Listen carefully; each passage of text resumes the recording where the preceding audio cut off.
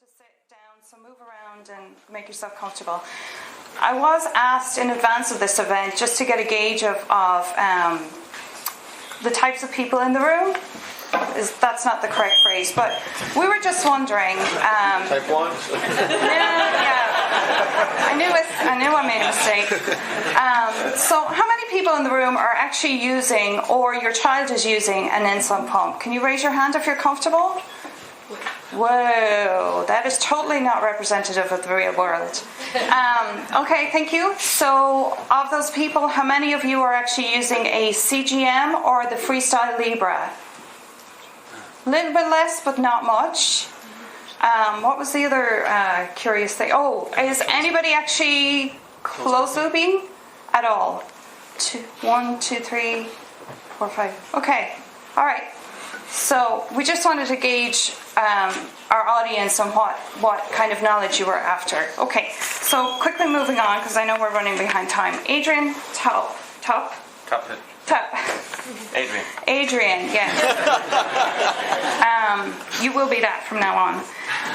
Adrian's from Germany and he was diagnosed with type 1 in 2004, and in 2014 he joined the We Are Not Waiting community through Nightscout to help parents and caregivers and patients make better use of their CGM systems, including remote monitoring.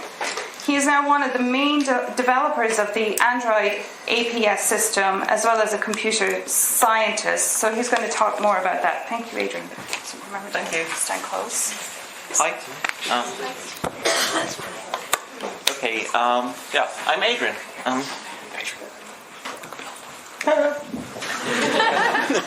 Okay. Thank you, Dan. Basically, this is me. I think we've already covered that.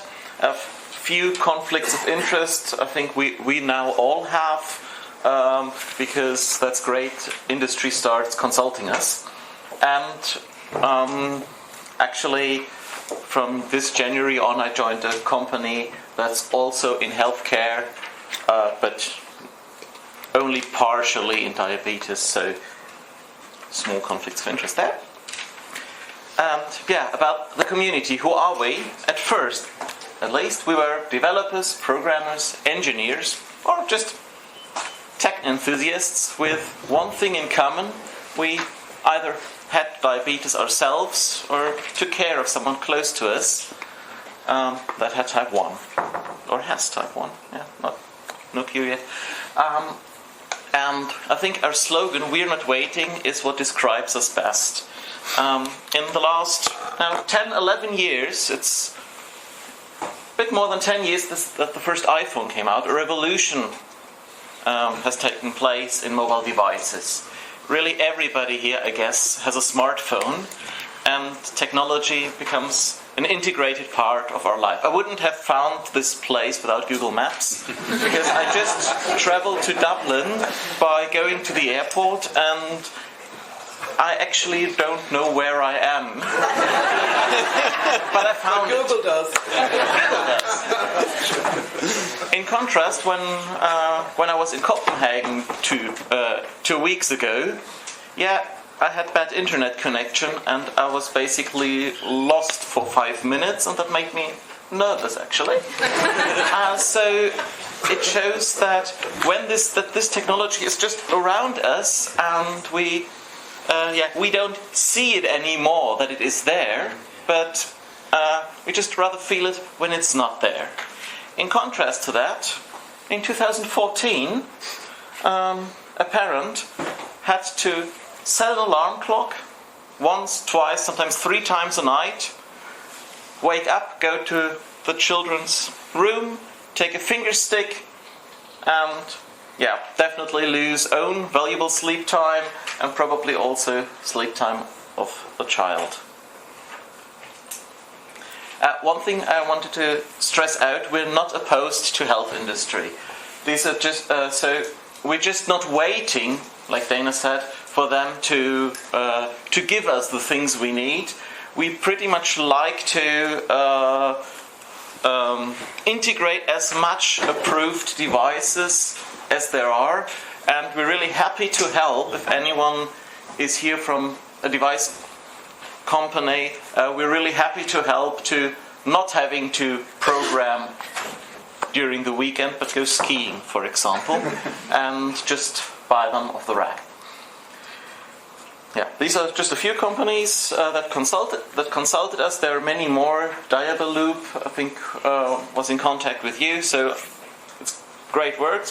And we also know that we cannot blame the companies for not giving us things, because there are some regulatory obstacles. I think it's been 2012 that the first CGM has entered the market that I would consider more or less stable enough. This was the G4 to actually use it in a closed loop system.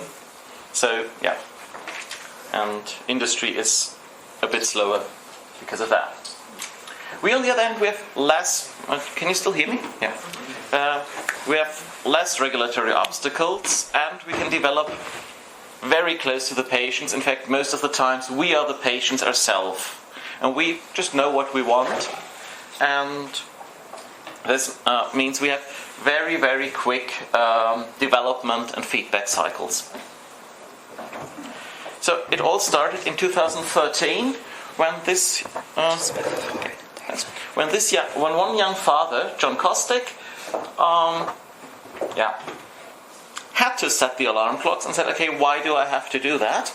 And actually reverse engineered this Dexcom receiver. He took the Windows software and pretended to be the statistics software from Dexcom and just read off the data and was able to send it to the cloud. And soon after, he put that online, and a lot of things then happened with very shortly after smartwatch integration and this Nightscout website that we're still talking about and using today. And the whole thing was a quite bulky setup. So you could then not have a PC connected, but have an Android smartphone connected via wire. This you usually put into a 3D printed case, and this into a lunchbox. So this was such a bulky setup, but we were happy to carry it around with us or give it to into the backpacks of our children. So this shows there was really a need to have our own data. In 2014, a Facebook group was created, CGM in the Cloud, that now has, I think, around, this is from February, I think it is around 30,000 members, and we have subgroups for DIY closed loop system, also in different languages, and this actually means we have almost 24/7 support, if you ask nicely, because there's always someone on one of the continents awake, and people are really eager to help. So they've got something from the community, it helped them, and they now learned something and now want to share this again. So this is really a great community that's built around that. And from all this, there are basically three main pillars we have now that are stable projects. Some projects emerged, for example, this setup you've seen to read off a DEX4 it's no longer needed because newer systems already have Bluetooth integration, and but there are three main things that more or less are stable and have a stable community, which is the CGM remote monitor, or Nightscout. We've already seen it, we'll see a little bit more. I've just put Xdrip because I've been part of the development team there. It's also Spike on iOS, Xdrip is for Android, some mobile CGM tools, and then we have three closed loop systems, which is Loop, Open APS, and Android APS. Nightscout was at first a website to remote monitor your child. Then it had more and more integration with mobile apps, smartwatches, later on closed loop systems, so it has become a central data hub, cloud backup, visualization tool, and also has statistics for standard CGM values or for do-it-yourself closed-loop systems, and now even for commercial closed-loop systems. So the 670G from Medtronic does or did not have a good statistics tool. We in Nightscout had one, so people wrote a connector for the 670G to Nightscout. So even in a commercial closed-loop system, open source tools are heavily used by the patients. Xdrip is one of the mobile CGM apps, so just showing a few pictures here. You basically have, it now integrates with almost all sensors we have, from all Dexcoms, the Abbott Libre. You can actually convert your Libre to a full-featured CGM. We have smartwatch widget phone integrations, and also predictive alerts, which is quite nice if it alarms you 20 minutes before you get low, that you can still eat something and not getting low. Yeah, and so I've heard about looping. I've been developing Xdrip, and I've known Dana, I've known others, but I didn't see the point there, because I had a setup very similar to what Dana had. Actually, same hardware, same driver. We just did not know about each other and had two developments in parallel. And I had very low, I had almost no hypoglycemia, low A1C in the 5% range, so I think it's below 40 millimoles per mole. I don't know what you use here. Sorry. It's the European system. So which European system? Exactly. Yeah. So my predictive alerts. I have everything on my smartwatch, but so I really had, objectively, when going to the doctor, I was the perfect patient, perfect glucose control, but it came at a cost.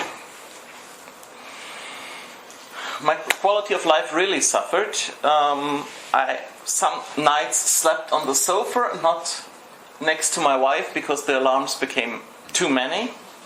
I suffered from alarm fatigue, so I actually did not hear the alarms anymore. So I wrote a script that changed the alarm sounds every day, so that I wasn't getting used to them, and it really stressed me out. So I knew I needed automation. I needed a closed loop system. So what is a closed loop system? Dana already talked about that, so I can jump over that.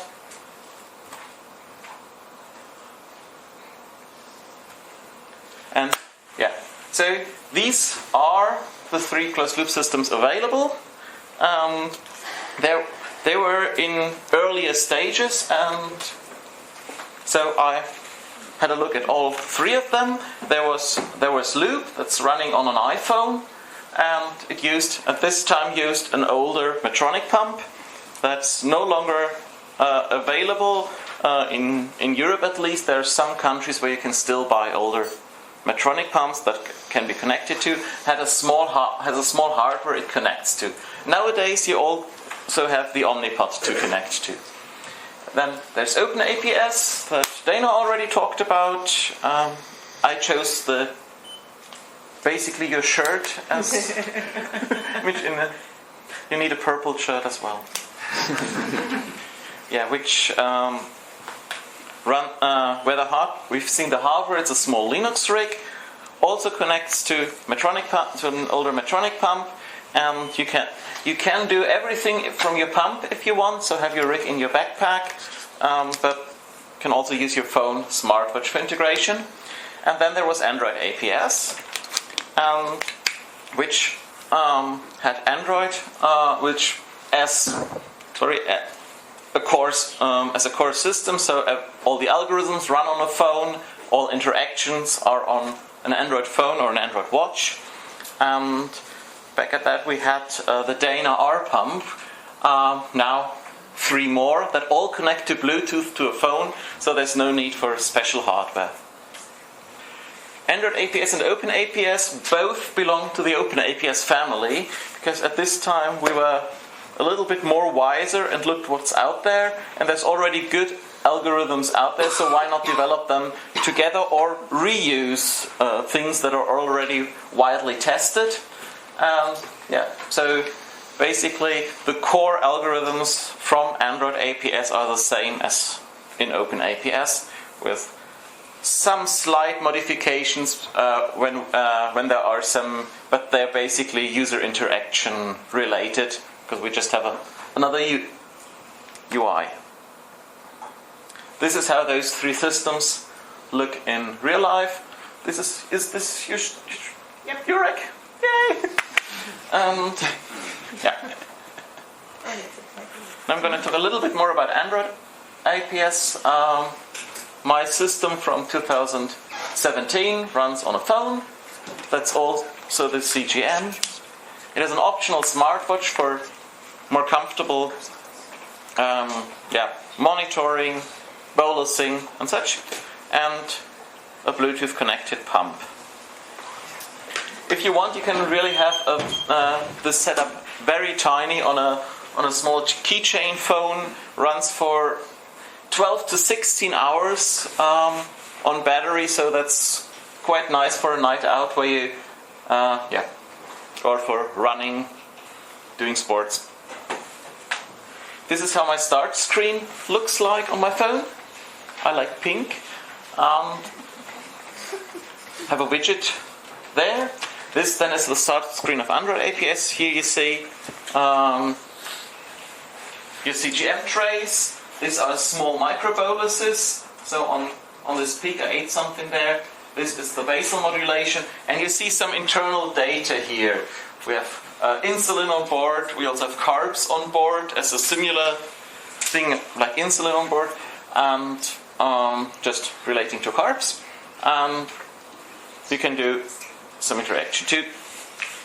You can, for example, give a bolus directly from your phone, enter carbs, have a full-featured bolus calculator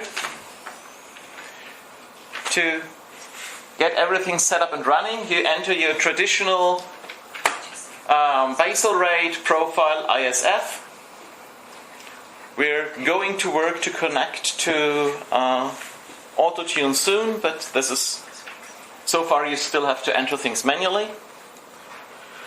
If you want, you can look at all the internal data. I think this is great. I personally think this is great. We're very open in what we do, so if you want to trace that this system is running, but actually it's the home screen that in everyday life it's all you need. A quick video from 2 years ago. This was bolus from a smartwatch.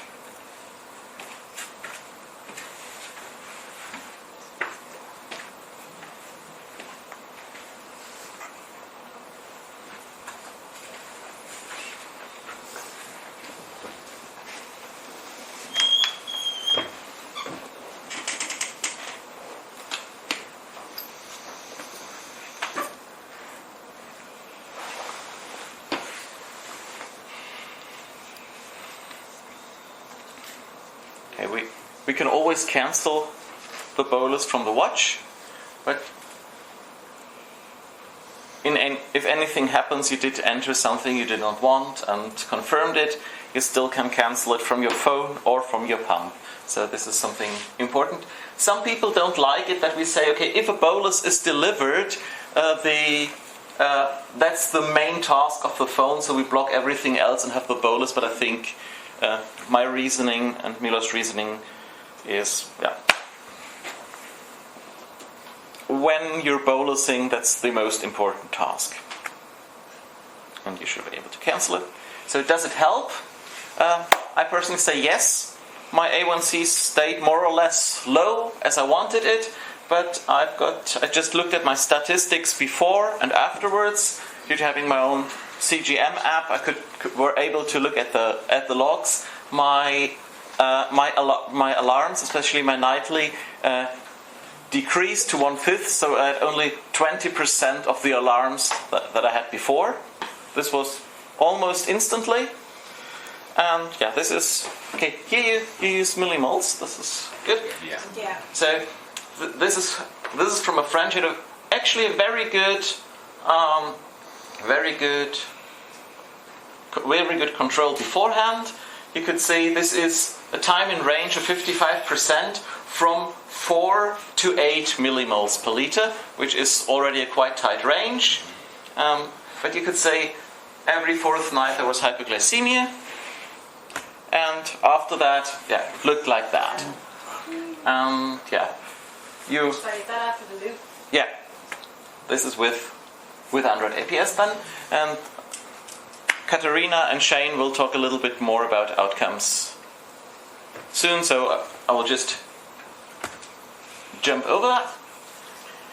Yeah, Dana said we had 1,300 users on all three systems. On Android APS we know we have 1.8 daily active users, about 70 to 80% of them actually looping on a closed loop system, others using it as advice system or as a secondary thing with a secondary device without a pump connected. So the number that Dana posted is really very conservative of people that actually actively report it back. Even this number is very conservative. This is the growth we had up until mid of last year. We were at 900, and then we decided, okay, what is one thing we can do better than industry? That is privacy. And we just said, okay, usually an app has tracking. We just removed mandatory tracking and set it to optional. We saw a bend in the curve, of course, but we still now have 1,800 daily active users. We have 5+ active developers at the moment, with 3 core developers. And a really, really great community, so everybody can help. If it is supporting others through social media, through a web chat, helping writing the user guide. We always need native English speakers because none of the developers is native English, and we need people that translate our user guide to other languages. Or, as you've seen the icons before, the core team, we are programmers. We cannot do graphics, so you see on my slides they're dark and some text on. So really, really great that people are helping us with the skills they have, and that's amazing. Actually, great. Yeah. Thank you very much.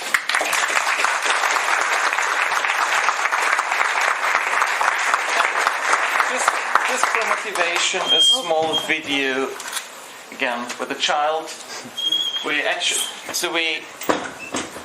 This was the first time we released the bolus from a smartwatch feature, and we thought it was mostly for adults, but we underestimated the digital natives.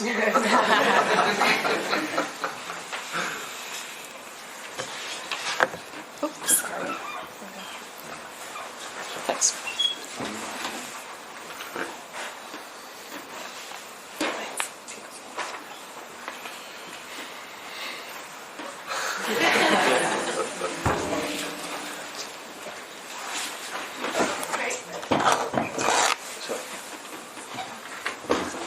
Vi kan så, ja? Ja.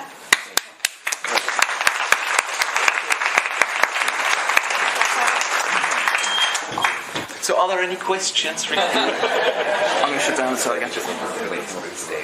Yeah, just as a kind of a question here, because this is Android APS and Open APS, and then Loop is sort of the iOS world. Is there notions and plans to kind of take Open APS and build an iOS kind of build of that, or like kind of combining the Loop community into the Open APS community? So somebody could certainly port the OpenAPS algorithm into Swift, which is the language for iOS. As far as I've heard, nobody's wanted to do that. So people ported the JavaScript algorithm for OpenAPS into Android and Java, which is why it's available in Android. So somebody would have to do the work. So the question is, how do we get a pump that's available in Android APS into Loop for iOS, or how do we get algorithm from point A to point B? It requires a developer with the skill set to be able to do it in that language, and we've not had somebody who wants to do it for iOS, but it's certainly possible. There's just not anybody working on it right now. Right. Yeah, great question. Adrian, do you know if there's many people using OpenAPS just as a front end for the combo, because you have to do a finger prick with the combo to do a bolus, but you can do it manually through the app. So I know a couple of people with combos that I was saying you don't even have to open Loop, but you can just use it as your as your app.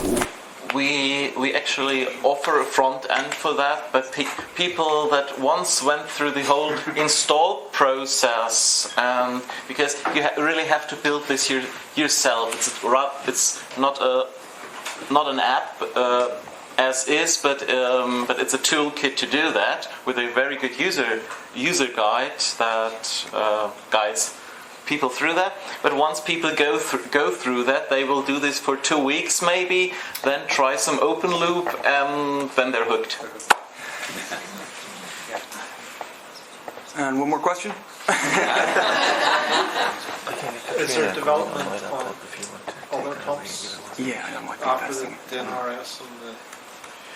Yeah, well, there is some development for the Omnipod that's currently only supported by Loop to be ported to Open APS style systems as well. Yeah, Ipso pump developing the Ipso pump to link that one by. Well, at the moment, the Ipso pump has a Bluetooth interface that basically only is one way, so you can read data off the pump, but you cannot control the pump. We will see once the new firmware is out if someone The wants it. video you showed there, that wasn't Android APS. The child looked like it looked like a Nightscout. Yeah, this is Android APS. We just put the Nightscout owl in the back of. because they're lazy developers. Yep.